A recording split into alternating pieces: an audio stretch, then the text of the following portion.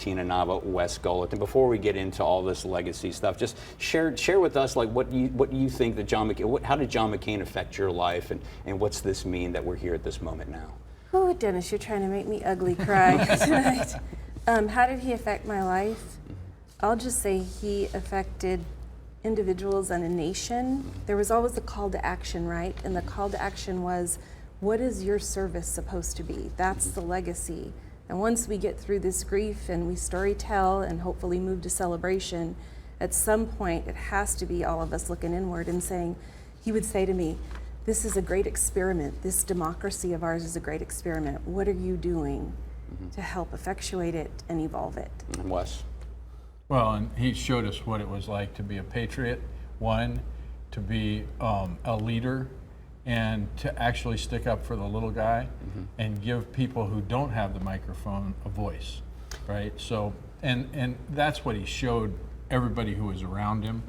And so it wasn't anything that he did particularly, except for that mentorship and that leadership and really showing somebody what it's like to be a leader. And you know, right now there's so much talk about his legacy, about his political accomplishments and whatnot. But what does that mean? If you could put a kind of a bow on that, you know, years later, what are they going to say that John McCain meant to Arizona? What John McCain meant to the United States?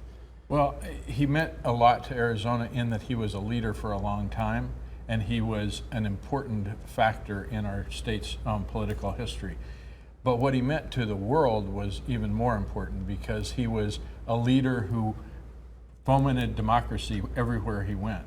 And so if he were walking down the street in any foreign capital, people would come up and want to take a selfie of him, because he was, especially in the former Soviet Union, he was there as a champion for democracy. And the lives that he changed, and whether it be in Myanmar, Vietnam, or the Kazakhstan, those are incredible things that he did that no one's ever going to be able to put. Dennis, he lived in that thin space of knowing how fragile democracy is. I know in this modern world, I have a renewed sense of wanting to appreciate how fragile democracy is, and that's what he lived in that space. And let's talk to beyond the political legacy of his. You know, I wanted to talk to you about this because I mean, we've talked a little bit about this before, but he's got like a human legacy, doesn't he? I mean, if you look around the state right now, I mean, there's so many people in all sorts of different levels of government all over the state, be it in business, government, nonprofit work, that really got their start with Senator John McCain, including yourself. Thousands of us. I don't know how to put a number on it. Yeah, thousands that we owe our careers. He inspired a generation, thousands of people, but other nations as well, in terms of love of country and helping to further democracy. I mean, it's thousands of people. I owe my entire livelihood to him. Yeah, it seems like everywhere I go, there's somebody there that like, oh, I used to be a staffer for John McCain, and they're in big positions, you know, across Arizona right now. Right. Yeah, it is, as Bettina said, it's generational. So he inspired a whole generation, whether you work for him or didn't, or just around the campaigns, or you were around the presidential campaign. It was very exciting, and there were hundreds and hundreds and hundreds and thousands of people who were engaged in those processes, and even people who just put up a yard sign feel like they know John McCain. That's right. I was going to say, if you've lived in Arizona any given period of time, you have more than likely you have some fantastic story about John McCain. When you met him, whether it was at a game or in a store or at his favorite deli, you have some fantastic story with him. People of Arizona feel they own that relationship. All right, final question here for this segment. I want to give you both a little time to answer this. You know, the Maverick legacy, is that fair for him? Because, you know, when I look back at his legacy, you know, I see a guy, you know, basically he was a really strong Republican, but he kind of picked his moments, right, Wes? Well, yes, and it wasn't, you know, people are always thinking about the bipartisan stuff because those were always the controversial things, but he worked within the Republican Party too.